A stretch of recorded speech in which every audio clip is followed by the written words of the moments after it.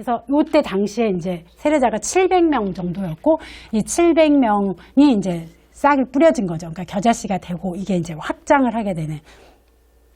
그래서 보면 이제 이런 상황에서 야마구치 같은 경우는 최초의 도주쿠도 나오고, 도주쿠는 뭐냐면 일본인들한테 처음에 그러니까 성직자 자리를 주지 않으니까, 서품을 하지 않기 때문에 이런 선교사를 도와주는 일본인 선교사 정도라고 얘기하면 돼요. 그러니까 이런 사람들도 나오고, 그리고 이때 이제 굉장히 큰 그 성과 중에 하나가 이 로렌소라고 하는 스님이에요. 비와오시라고 얘기를 하는데, 이 비와오시는 맹인 스님이에요. 맹인 스님인데 약 고유명사예요. 비와오시라고 하는 거는.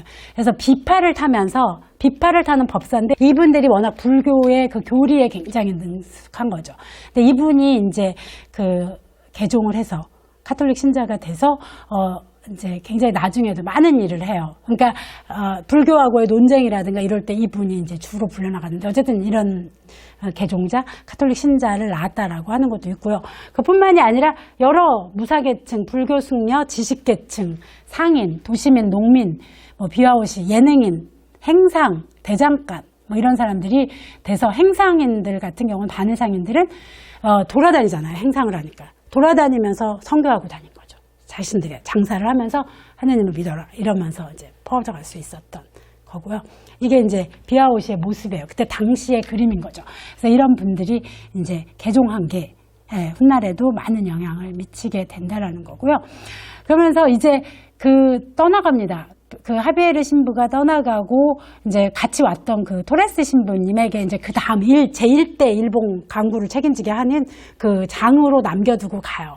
그러니까 이분이 이제 그 다음 이제 기억해야 될 사람 중에 하나인 거죠. 하비에르 신부 다음으로 기억해야 될 사람으로 토레스 신부를 기억을 해야 되는데, 요때 약 3만 명 정도가 개종을 하고요. 가톨릭 신자가 되고, 그 40여 개의 교회가 세워집니다. 그리고 자비에, 미세리코르디아라고 하는 이 자비에가 만들어지면서 빈민들을 구휼하면서 선교를 하는 이런 움직임들도 행해졌습니다. 그래서 이 토레스 신부는 지금 쿠마모토 현에 기념 광장이 있어요. 그래갖고 보이실지 모르겠는데 여기요. 여기를 보면은 그 회의, 선교사의 회의를 여는 모습이 보여요. 그래서 그때 당시 모습을 재현한 거죠. 다다미 바닥에 이 선교사들이 그 포르투갈 수사 옷을 입고 있는 거죠. 예수의 그 옷을 입고서 앉아서 회의하는 장면이 이제 재현되어져 있는 거죠. 그래서 언젠가 저희가 이제 이 코로나가 끝나고 나면 함께 한번 둘러보면 되게 좋겠죠. 일본 교회사를 공부하고 일본 교회를 둘러보게 된다면, 지역을 가본다면 전혀 다르게 보이겠죠. 그래서 그때 모집할 때 또 함께 하실 수 있게 되기를 바랍니다. 근데 이 하비에르의 선교 방침은 굉장히 중요했어요. 그러니까 그 훗날에도 굉장히 많이 영향을 미치는데, 이 적응주의라고 하는 선교 방침이에요. 적응주의는 일본의 문화를 인정하고 들어가는 거죠. 그래서 일본의 문화를 인정하는 정책을 만들었고요. 그래서 봉건 영주로부터 선교허가를 받아서, 그러니까 탑다운 방식이라 그래요. 이거를. 그러니까 영주를 개종시켜서 밑으로 내려가게끔 하는 그런 방식이 또 되게 중요하고요. 그다음에 또 하나는 포르투갈 상선을 선교에 풀 활용한 거죠. 그래서 일본에 오는 그 포르투갈 상선들을 활용을 하고요. 그리고 하비에르 신부가 생각했을 때 일본의 중심지는 교토이기 때문에 교토를 선교하는 거, 그러니까 이것이 굉장히 중요하다라고 하는 얘기를 해요. 그런데 역량의 한계를 느낀 거죠.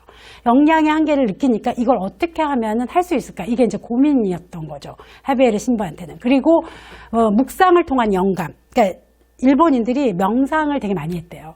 그러니까 명상을 되게 많이 하니까 묵상을 통한 영감을 얻은 선교사들이 와야 한다라고 하는 얘기. 그러니까 즉 일본이 전국시대에서 대단히 혼란스러운 시기였지만 사람들은 영적 갈망이 굉장히 있었던 시기였던 거예요. 그렇기 때문에 저는 이 성공 요인이 바로 거기에 있다고 보거든요.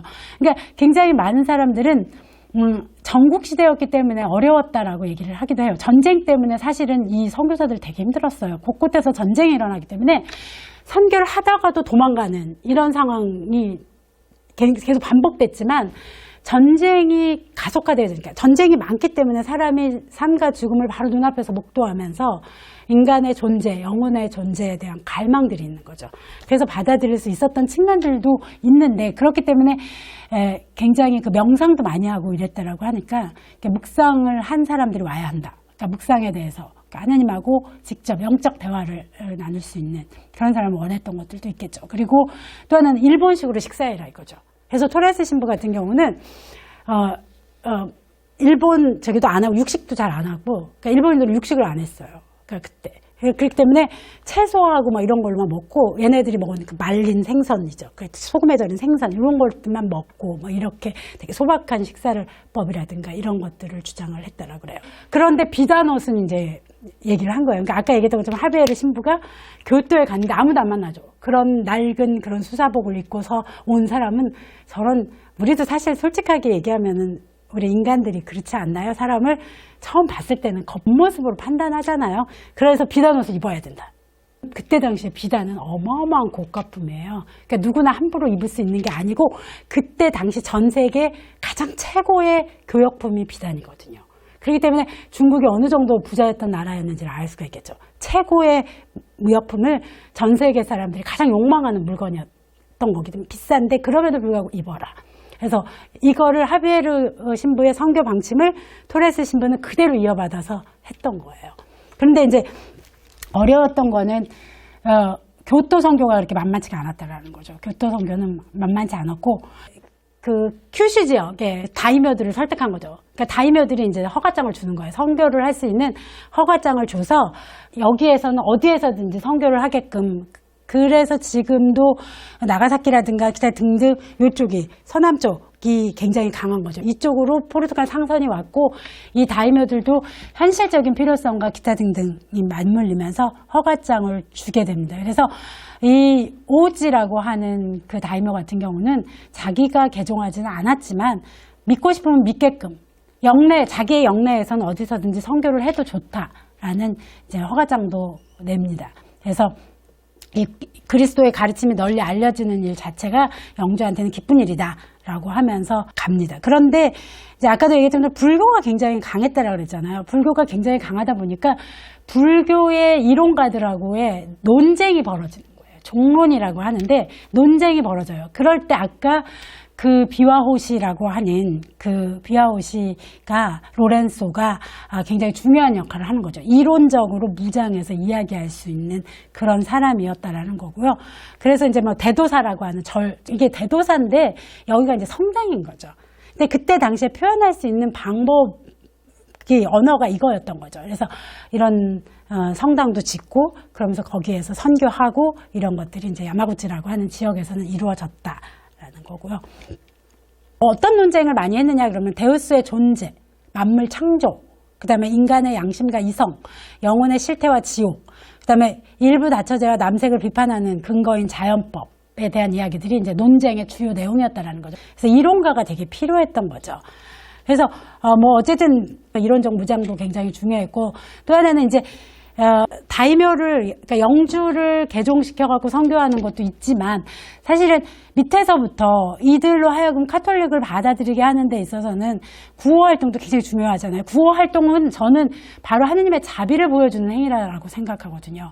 하느님께서 얼마나 인간을 사랑하는가라고 하는 걸 인간이 보여줄 수 있는 방법이라고 생각하거든요. 그렇기 때문에 구호 활동이 굉장히 중요하고 이 구호 활동을 통해서 굉장히 많은 사람들이 또 카톨릭을 받아들이게끔 하는 행위다라고 생각하기 때문에 한 달에 뭐 3, 4회 정도까지도 구호 활동을 했고 가난한 사람의 집 같은 것들도 만들어서 이런 활동들이 이제 굉장히 영향을 미친 거겠죠. 그래서 이제 뭐 중요한 사람들 교우젠이라든가 세뇨 같은 승려들도 이제 개종을 하는 이런 움직임이 있어서 굉장히 많은 사람들이 이제 큐슈 지역에서는 이제 개종을 했다. 사실은 큐슈 선교하고 무역선의 관계가 굉장히 중요하긴 해요. 왜냐하면 전국시대였다라고 했잖아요. 전국시대는 즉 하극상이 일어나거든요. 그러니까 즉 원래 다이묘가 아니었던 사람이 전쟁을 통해서 힘을 키워갖고 뒤집어 엎을 수가 있는 거예요. 이게 당연히 탄약이나 이런 게 되게 중요하고 얘기했던 것처럼 비단이 되게 중요하거든요. 생사무역 이런 게 굉장히 중요해서 견직물 이런 거, 황금 그리고 일본에서는 은이 나가는 거죠. 일본이 은이 중요한 산출지 중에 한 곳이었거든요. 그런데 이 무역선, 포르투갈 상선을 가지고 온다라고 하는 건 어마어마한 이런 이로운 점이 있었던 거네. 탄약을 가질 수 있다라고 하는 이로운 점도 있고, 또 배가 들어오면 이팡세를 걷어가지고 그 다이묘가, 그 영주가 부자가 될 수가 있는 거예요. 그렇기 때문에 이 무역선이 굉장히 중요했다. 근데 여기에서 이제 중요한 사람이 하나 또 나오는데, 루이스 데 알메이다라고 하는 사람이 있어요. 이 사람은 상인이었어요. 의사이면서 상인이었거든요. 이 무역에 종사하면서 어마어마한 부를 갖게 돼요. 그래서 고아까지 이 사람이 와서 장사를 했는데, 사실은 상인들이 돈을 많이 벌거나 이렇게 되면 자기 존재에 대한 고민들을 시작하는 것 같아요. 그러니까 이 사람이 이제 예수에 입회를 하면서 일본에 와서 선교 활동을 해요. 근데 굉장히 많은 돈을 이 예수회에다가 일본에 선교 활동을 하게끔 내놓은 거죠, 돈을. 그래서 이 사람은 일본에서도 되게 중요한 역할을 해요, 이 선교에 있어서. 그래서 이 사람도 꼭 기억해 볼 만한 사람이에요. 그러니까 일본에 최초로 의학을 전해준 사람으로도 기억을 하거든요. 이 루이스대. 그래서 루이스 병원이라고 하는, 오이타라고 하는 지역에 그 병원도 있고, 그 앞에 동상도 있는 사람인데, 근데 어쨌든 이 무역을 어떻게 이용할 거냐라고 하는 게 되게 고민인데, 이렇게 얘기를 합니다. 하비에르가. 만약 일본 국왕이 우리들의 성스러운 신앙으로 개종하게 돼서 다수의 상인과 부자들이 살고 있고, 일본의 다른 어떤 지방보다 다량의 금과 은이 많은 도시이며 규모가 큰 항구인 사카이에 상간을 둘 수 있게 된다면 포르투갈 국왕에게 세속적인 이익을 반드시 가져다 줄 것이 틀림이 없다고 나는 데우스를 두고 확신합니다.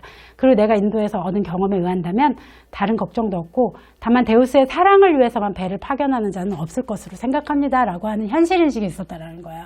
그러니까 즉 인간이 움직이는 데는 경제적인 추동력이 있어야 되고, 이것들이 필요하다라고 하는 인식을 가지고 있었던 거죠. 그렇기 때문에 무역선을 풀 활용하고, 그게 이제 여러 가지 고민거리는 나왔던 것 같아요. 선교사들 사이에서. 이 상인들은 이익을 위해서는 무엇이든지 하잖아요. 근데 그걸 어느 선에서 조절할 건가라고 하는 고민은 있었던 것 같습니다. 그리고 이런 배들에다가 이제 상선들이 오고 가는데, 중요한 거는 이제 분고라고 하는 지역에 이 다이묘 중에 오토모 요시시게라고 하는 다이묘가 있어요. 그러니까 우리는 이제 오토모 요시시게보다 여러분들이 들어봤다면 오토모 소린이라고 하는 사람을 한번 들어봤을 거예요. 이 사람은 불교 신자예요. 소린이라고 하는 이름도 불교의 법명이에요. 그런데 이 사람도 사실은 분고가 굉장히 열악하게 그 힘에 밀리면서 여러 가지 이런 싸움들이 계속되다 보니까 초석이라든가 이런 것들을 얻어야 될 필요성이 있어서 그랬는지, 그런 설도 있고, 이 오토모 소린 자체가 나중에는 카톨릭으로 개종하거든요. 근데 이분이 워낙 덕망이 있는 사람이었대요.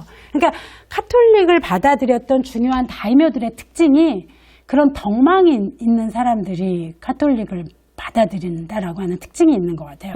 이분도 그래서 굉장히 오픈된 마인드로 선교사들을 받아들였나 봐요. 그렇기 때문에 분고 지역에서도 굉장히 카톨릭이 널리 퍼져나가는 중요한 요인이었다라고 하고요. 한자의 기리스탄 개종이라든가 그 루이스 데 알메이다에 의해서 병원도 세우고, 그 환자들이 와가지고 어렵고 힘든 사람들은 이제 기리스탄으로 개종하고 뭐 이런 것들이 있었다라는 거죠. 그래서 처음에 상층에서도 많이 개종을 했지만 하층의 신자들이 많았다라고 그래요. 근데 이게 이제 또 좀 어려운 문제를 낳기도 해요. 그러니까 어려운 문제를 낳는 게 뭐냐면, 어려운 사람들만 카톨릭 신자가 된다라는 거죠. 그래서 사무라이 중에 한 사람이 이 병원에 와갖고 병을 치료받고 자기가 개종을 했었대요. 근데 개종을 했다가 나중에는 너무 가난한 사람들만 신자가 되는 것 같아서 싫다라고 해서 도망가기도 했다라고 하는 얘기도 있어요. 그래서 제가 흥미롭다 이런 생각이 드는 거죠. 그런데 사실은 이제 조선 같은 경우도 보면 초기에 기독교가 들어와서 그런 분들한테 영향을 미쳤고, 그 중에서 대단한 교육자들이 나오고 이렇게 되는 가능성도 있기 때문에 어쨌든 초기에는 그랬다라는 거죠. 그래서 이게 이제 일본에 아직도 남아있는 그 오이타 병원 앞에 세워져 있는 그 알메이다 상이에요. 그리고 이런 식으로 보면은 고아원이라든가 병원을 세웠다라고 하는 걸 알 수가 있죠. 그래서 아이와 뭐 이런데. 근데 이때 이제 제가 요 시기에 그 일본 연보라든가 이런 걸 보면, 이때 당시에 일본인들이 아이를 자기의 것으로 생각을 했었던 것 같아요.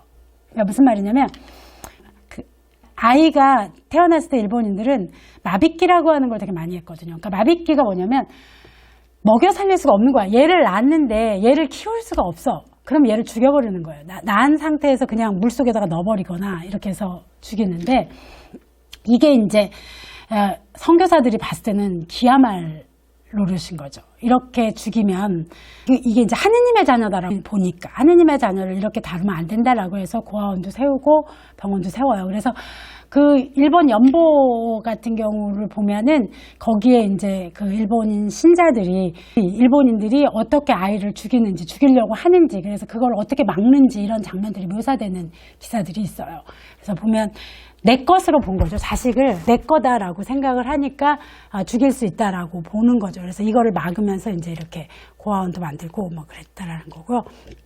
그래서 뭐 히라도라고 하는 곳이 있는데 여기에 원래 상선이 처음에 갔어요. 도착을 했어요. 그런데 이 상선에 무슨 문제가 생기냐면 미야노마의 사건이라고 하는 게 일어나는데, 이게 이제 그 포르투갈 상인들하고 일본 상인들하고 이제 싸움이 일어났을 때 포르투갈 상인 14명이 일본 상인들에 의해서 죽임을 당하는 사건이 벌어지는데, 여기를 이제 이 마스우라라고 하는 영주가 하나도 도와주지 않는 거예요. 그러니까 포르투갈 상인들이. 그래서 이것 때문에 이제 결국은 다른 곳으로 기양지를 찾게 되는, 그래서 히라도에서 다른 곳으로 옮겨가거든요. 근데 여기서 보이실지 모르겠는데 지명을 보면 여기거든요. 여기가 아까 얘기했던 그 오도모라고 하는 사람이 있었던 곳이고, 여기에요. 그러니까 서쪽에 있는 여기에 있어서 여기 오무라령이 있거든요. 그리고 히라도가 여기로 배가 처음엔 닿았던 거예요. 근데 여기에서 그런 사건이 일어나면서 이 오무라의 영주가 자기네 땅으로 오라라고 얘기하면서 일본 최초의 개종한 영주가 나오게 되거든요. 그러니까 여기에는 이제 상선하고 이렇게 얽혀져 있는 사건이 있다라는 거죠. 그래서 1563년에 최초의 기리스탄 영주가 탄생합니다. 오무라 스미타다라고 하는 영주인데, 이 영주는 양자를 갔어요. 오무라가 아리마 집안의 자식인데 이 양자로 갔는데, 양자로 가서 처음에 대단히 열악했겠죠. 열악하니까 이제 이 상황을 타개하기 위해서 자기가 있는 곳으로 이 히라도에 들어오는 상선으로 인해서 굉장히 부자가 된다는 걸 알고, 자기가 이제 이쪽으로 배를 끌어온다라면 그러면은 이제 부유해질 수 있다라고 하는 뭐 이런 것들도 생각을 했겠죠. 그런데 이제 또 하나는 꼭 그렇게만은 볼 수 없다라고 말을 하는 것 중에 하나, 이 사람의 신심이 되게 좋았다라고 그래요. 전쟁에 나갈 때는 꼭 묵주를 들고 나가고 십자가를 걸고 나가고 평생 부인만, 그러니까 일부일처제를 지켰고, 이런 식으로 믿음을 지켰던 걸 보면은 그렇게 단순한 그 무역만으로는 설명할 수 없다 이렇게 얘기를 하는데, 굉장히 과격했나 봐요, 신앙이.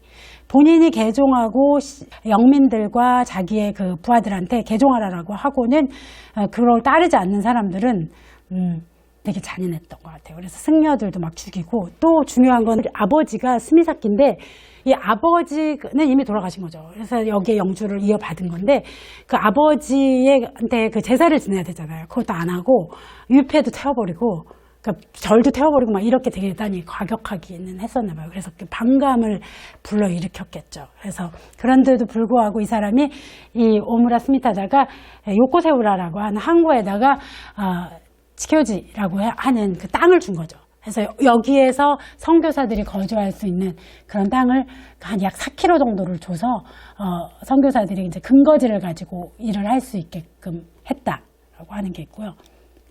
그다음에 뭐 시마바라는 뭐 알메이다도 들어가고 그랬다라는 거죠. 그런데 그러다 보면 당연히 불교 세력들에 의해서는 이제 여러 가지 얘기들이 나와요. 근데 이제 어떤 식의 그 뭐라 그러죠? 모략이 나오느냐라고 하면은 이 절에서 그때 당시에 사찰이죠.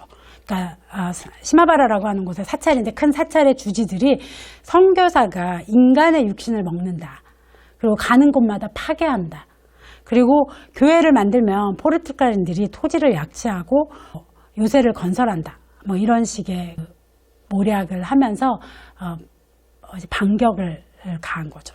근데 이게 이제 사람들이 굉장히 저는 흥미롭다, 인간의 그런 비이성이 흥미롭다라고, 없는 데에서 만들진 않아요. 그쵸? 근데 우리가 성체를 모시잖아요. 근데 성체를 모시는 거를 비신자의 입장에서 봤을 때는, 그러니까 말을 이런 식으로 퍼뜨릴 수 있는 그런 가능성이 있었던 거겠죠. 뭐 그럼에도 불구하고 이런 영주들이 계속 이제 개종을 해가는 그런 상황이었고, 이제 교토를 선교를 해야 된다라고 하비에르 신부가 이야기를 했는데 쉽지가 않았던 거예요. 쉽지가 않았던 게 왜냐면 교토에 가서 선교하려고 그러면 굉장히 선교사의 자질이 되게 있어야 하기 때문에 토레스 신부도 처음에는 하려고 하지 않아요. 근데 하려고 하지 않다가 갑니다. 그래서 어쨌거나 일본어를 배우고 일본에 대해서 잘 아는 사람이 가야 된다. 그리고 스님의 질문에 답할 수 있는 학문이 필요하고 철학에 매우 능통하고 변증법에 뛰어나고 이런 사람들이 선교사로 와야 한다라고 얘기를 해요. 그러니까 굉장히 탁월한 사람이 와야 하기 때문에 이렇게 쉽지는 않겠다라고 하지만 가서 합니다. 그러니까 하는 정도로 이제 가는데 이 중에 이제 뭐 빌렐라 신부라든가 로렌소 수사가 간다라고 얘기했잖아요. 그래서 이런 사람들이 가고 교토 선교를 하러 가는데 예, 교토를 가서 하는데 이 프로이스라고 하는 신부도 와서 해요. 근데 프로이스 신부는 일본사라고 하는 막대한 자료를 남겨요. 그러니까 이분은 정말 기록광이었던 것 같아요. 제가 봤을 때. 그래서 어마어마하게 그때 당시에 자신이 선교했었던 일들을 기록으로 다 남겼거든요. 그래서 그거를 분석을 하면 그때 당시를 읽어볼 수가 있겠죠.